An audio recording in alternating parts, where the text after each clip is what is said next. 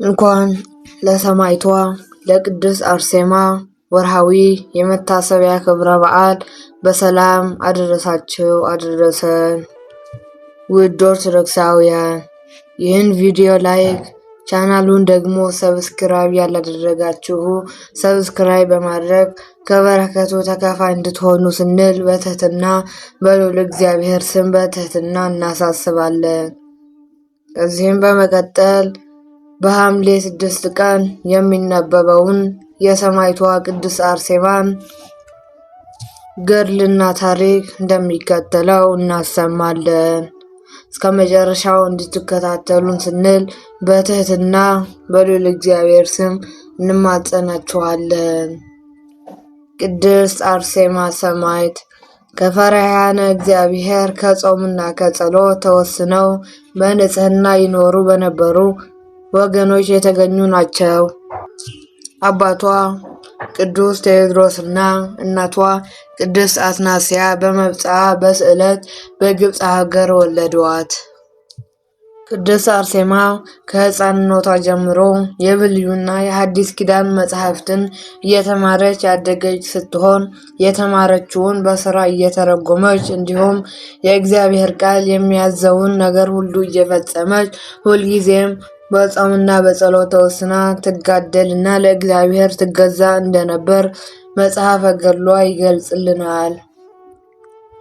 በዚህ ዘመን ደርጣዲዮስ የሚባል አረማዊ ከሃዲ ለጣዖት የሚሰግድ ከፀሐይ የሚያመልክ በእግዚአብሔር የማያምን እና ክርስቲያኖችንም እኔ የማመልከውን ጣዖት ካልሰገዳችሁ እያለ የሚያሰቃያቸው ንጉሥ በአርሜንያ ነግሶ ነበር።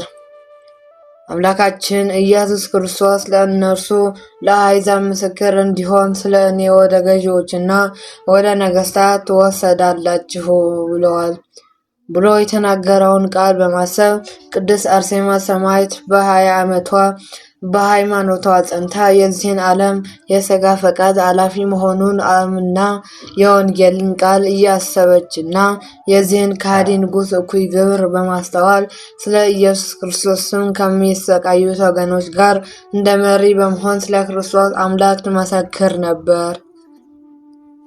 የንጉሥ ጣርዲዮስ ወታደሮች ይህች እጅግ ውብና ግርማ ያላት ናት፣ ከእኛ በሰይፍ ከመገደሏ ይልቅ ወደ ንጉሡ መውሰዷ ይሻላል ብለው ከእርሷ ጋር ከነበሩት ቅዱሳን ደናግል ጋር ወስደው ንጉሡ ወሰዷት።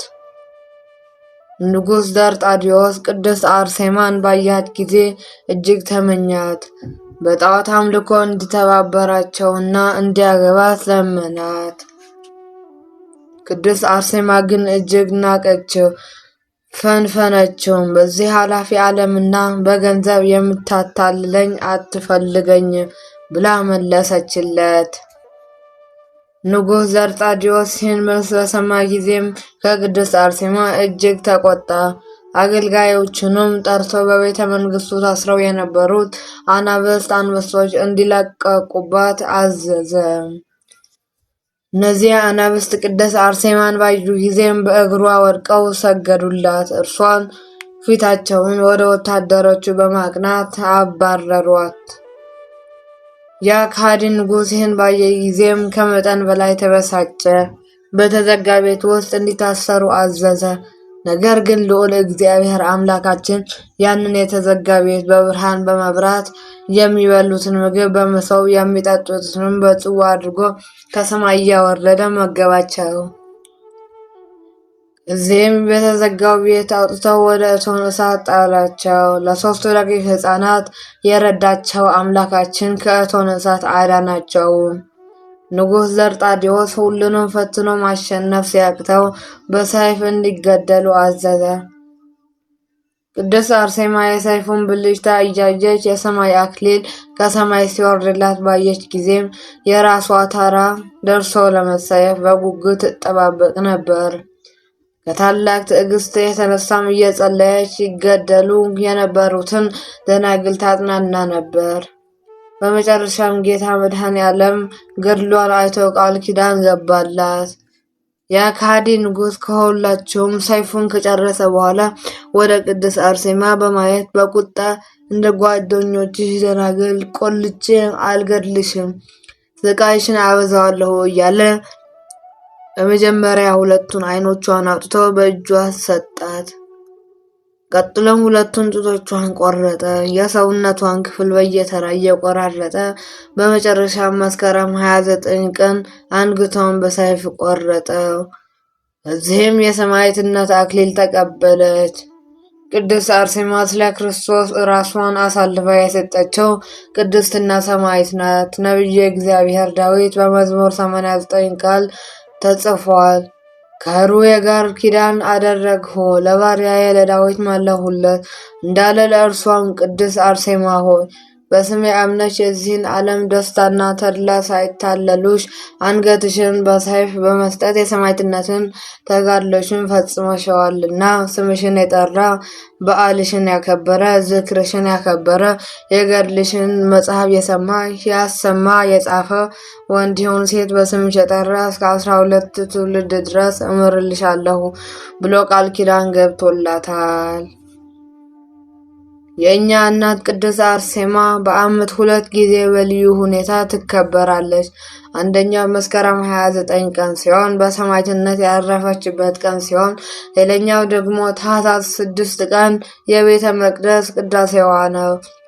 ጸሎታና በረከቷ አማላጅነቷ ከሁላችን ጋር ከሕዝበ ክርስቲያን ጸንቶ ለዘላለሙ ይኖር አሜን። ኮሜንት ላይ የቅድስት አርሴማ አማላጅነትና ተራዳይነት አይለየን እያላችሁ ጻፉልን።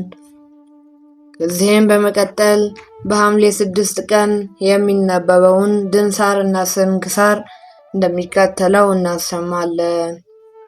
ሐምሌ 6 በዚህች ቀንም እንደ እርሱ ያሉ ኤልያስና ሄኖክ ወደ አሉበት ብሔረ ሕያዋን የዕዝራ ዕርገት ሆነ። ይህም ነቢይ የእግዚአብሔርን ትእዛዝ የሚጽፍ ነበረ።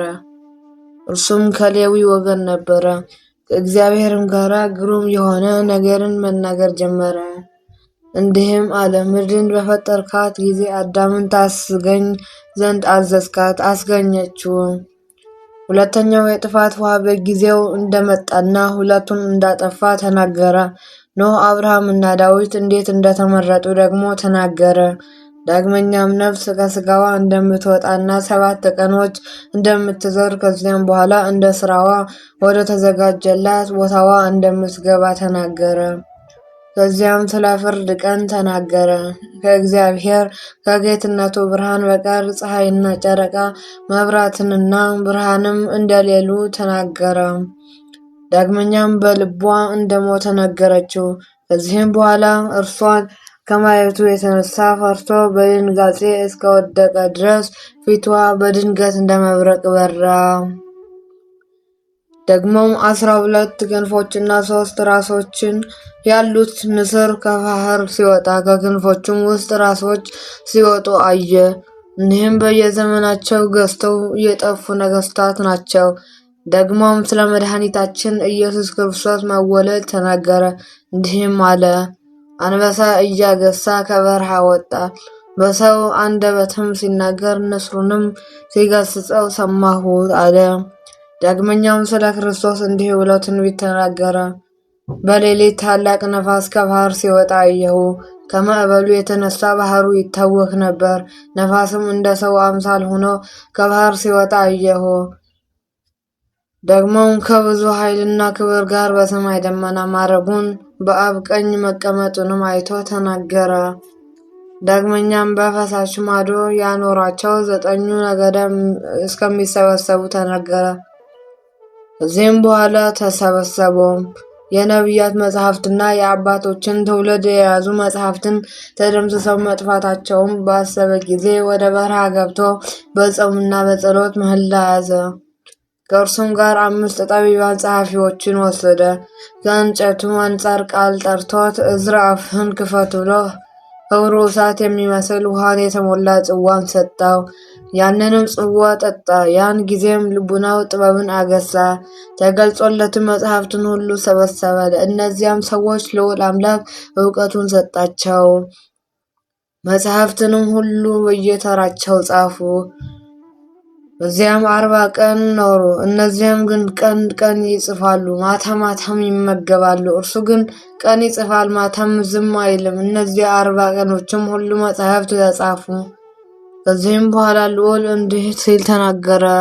የእውቀት ምስጢር፣ የጥበብ ምስጢር እንደ ፈሳሽ ውሃም ያለ እውቀት ላላቸው ታስተምራቸውም ዘንድ ይህን ተመልከት እንዳለው አደረገ።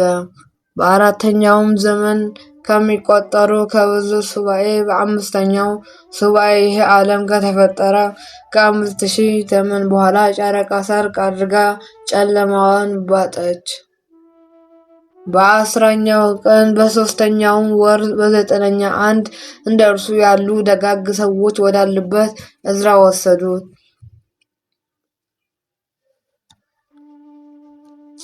የቅዱስ ኤልያስና የቅዱስ ሄኖክ በረከት ረድኤት አይለየን፣ አሜን። ቅድስት ንስጥሮኒን። በዚህችም ዕለት ቅዱስ ንስጥሮኒን አረፈች። እርሷም ከኢየሩሳሌም ሰዎች ውስጥ ነበረች። እርሷም አስቀድማ ኃጢአተኛ ነበረች። ከዚያም በኋላ ንስሐ ገብታ ወደ እግዚአብሔር በተቃጠለ ልብ ተመለሰች። የሥጋ ፍላጎቶች ሁሉ ናቀች። እመምኔት እስከሆነች ድረስም በበጎ ሥራ ሁሉ ትሩፋትንና ተጋድሎን አበዛች። እህቶችም ከገድል ብዛትና ምግብን ከመተው የተነሳ ሥጋዋ እንዳለቀ አይተው ሥጋሽን እንድትረጅ ጥቂት እህል በወጥ ብዬ አሏት። አብዝተውም ግድ ብሏት ጊዜ ልጆቿ ሆይ ወደ ቀድሞ ልማዴ እንድመለስ ጥቂት ወስ ለመገብኳት አትድከሙ፣ ስለዚህም ወጥ አልበላም አለቻቸው። ከዚህም በኋላ በሰላም አረፈች። በረከቱና አማላጅነቷ ለዘላለም ከኛ ጋር ይሁን፣ አሜን። ቅዱስ መርቄሎስ። በዚህችም ዕለት ጳውሎስ የተባለ ቅዱስ መርቄሎስ በሰማዕትነት ሞተ። ይህም ከ72ቱ አርድእት ውስጥ ነው። እርሱም ሐዋርያትን አገልግሎታቸውን ወንጌልንም ለመስበክ ከእነርሱ ጋር ሄደ። የሐዋርያው የቅዱስ ጴጥሮስን መልእክቶች አደረሰ። በመከራም ጊዜ አገለገለው። ከእርሱም ጋር መከራ ተቀበለ። እርሱም አልተለየውም። ወደ ሮሜ አገርም ከእርሱ ጋር ገብቶ ቅዱስ ወንጌልን አስተማረ። ክብር ይግባውና ጌታችን ኢየሱስ ክርስቶስ ወደ ማመን ከአረማውያን ብዙዎቹን መለሳቸው። ሐዋርያው ቅዱስ ጴጥሮስም በሰማዕትነት በሞተ ጊዜም የሄሮድ መርቄሎስ መጥቶ ከመስቀል ላይ አወረደው። በከበሩ ልብሶችም ከሽቱ ጋር ገነዘው። በሳጥንም አድርጎ ከምዕመናንም በአንድ ቤት አኖረው። የሐዋርያው ጴጥሮስ ደቀ መዛሙሩም እንደሆነ በኔሮን ዘንድ ወነጀሉት። ንጉሡም ወደ እርሱ አቅርቦ ጠየቀው። እርሱም ለሐዋርያው ጴጥሮስ ደቀ መዝሙሩ እንደሆነ አመነ። ደግሞም ክብር ይግባውና ጌታችን ኢየሱስ ክርስቶስ እውነተኛ አምላክ እንደሆነ ታመነ። ስለዚህ ጽኑ ስቃይን አሰቃየው፣ ገረፈውም፣ ዘቅዝቀው ሰቀለውም፣ ከበታቹ ጢስን አጤሱበት። ከዚህም በኋላ ንጉሡ እንዴት ሆነ መሞት ትሻለህ? በምን አይነት ሞት ልግደልህ? ንገረኝ አለው። ቅዱስም እንዲህ ብሎ መለሰ፣ እኔ ሕይወት በሆነ በክርስቶስ ስም መሞት እሻለሁ። አንተ ግን በፈለከው አይነት ግደለኝ፣ ፈጥነህም ወደ ፈለከው አድርሰኝ። ያን ጊዜም ንጉሡ ኔሮን እንዲገርፉትና እንደ መምህሩ ጴጥሮስ ዘቅዝቀው እንዲሰቅሉት አዘዘ። እንዲሁም አደረጉበት። የሰማዕታትና የሐዋርያትን አክሊልንም ተቀበለ። በረከቱ ከኛ ጋር ጸንታ ለዘላለሙ ትኖር፣ አሜን። ገድለኛዋ ቴዎዳስያ። በዚህችም ቀን የቅዱስ አብሮኮንዮስ እናት ገድለኛዋ ቴዎዳስያ በሰማዕትነት አረፈች። ከእርሷ ጋርም 2 መኳንንቶችና 12 ሴቶች በሰማዕትነት ሞቱ። ይህም እንዲህ ነው። ይህች ቅድስት ልጇ አብሮኮንዮስን ክርስቲያን ነው ብለው እንደወነጀሉትና ለሞት ሲደርስ ጽኑ ስቃይን እንዳሰቃዩ ሰማች። ክብር ይግባውና ጌታችን ኢየሱስ ክርስቶስም በዚያች ሌሊት ተገለጠለት። ከስቃዩም አዳነው። ያለምንም ጉዳት ጤናማ ሆነ። እኒህ 2 መኳንንትና 12 ሴቶች ከእናቱ ጋር ባዩት ጊዜም እጅግ አደነቁ። እንዲህ ብለውም ጮኹ፣ እኛ በአርበሮንዮስ አምላክ በጌታችን ኢየሱስ ክርስቶስ እናምናለን። መኮንኑም ራሶቻቸውን በሰይፍ እንዲቆርጡ አዘዘ። በመንግሥተ ሰማያትን የአክሊል ክብርን ተቀዳጁ። በረከቷና አማላጅነቷ ከሁላችን ጋር ጸንቶ ለዘላለሙ ይኖር አሜን። ቅዱስ በርተሎሜዎስ። በዚህችም ዕለት ሐዋርያው ቅዱስ በርተሎሜዎስ መታሰቢያ በዓል ነው። ወንጌልን ይሰብክ ዘንድ ዕጣ የደረሰው አልዋ በሚባል አገር ነው። ቅዱስ ጴጥሮስ ሊያደርሰው አብረው ወደ አልዋ ሄዱ። ወደ ከተማው ለመግባት ምክንያት ፈለጉና ቅዱስ ጴጥሮስ ቅዱስ በርተሎሜዎስ አትክልተኛ ባለሙያ ሊያደርሰው አብረው ወደ አልዋ ሄዱ ብለው የወይኑን ቦታ እንዲጠብቁለት ለአንድ ባለጸጋ መኮንኑን ባሪያ አድርገው ሸጠው። ይህንንም የተመለከቱት በርበሮች እጅግ ፈርተው በድንጋጤ ብቻ የሞቱ አሉ። በሐዋርያቱም እግር ስር ወደቁ። ሐዋርያቱም አስተምረው ካሰማናቸው በኋላ አጥምቀዋቸዋል። ከዚህም በኋላ ቅዱስ በርተሎሜዎስ እግዚአብሔርን ወደማያውቁ አገሮች ሄዶ ብዙ ተአምራትን እያደረገ አስተምሮ አጠመቃቸው። የከሃዲው ንጉሡ አግሪጳን ሚስትም ትምህርቱን ሰምታ በጌታችን አመነች። ንጉሡም አግሪጳ በዚህ እጅግ ተቆጥተው ቅዱስ በርተሎሜዎስም ብዙ ካሰቃየው በኋላ አሸዋ በተሞላ ትልቅ ከረጢት ውስጥ ከቶ ከነ ሕይወቱ ባህር ውስጥ እንዲጥሉት አደረገ። ምዕመናንም ሥጋውን አውጥተው በክብር ቀብረውታል። ሐዋርያው ቅዱስ በርተሎሜዎስ ይህች ዕለት መታሰቢያ በዓሉ እንድትሆን ለአባታችን አዘዋል። ለእግዚአብሔር ምስጋና ይሁን። እኛንም በቅዱሳን አባቶቻችንም እናቶቻችንም ጸሎት ይማረን፣ በረከታቸውም ከእኛ ጋር ትኑር ለዘላለሙ አሜን። ወስብሐት ለእግዚአብሔር ወለወላዲቱ ድንግል ወለመስቀሉ ክቡር። ይቆየን።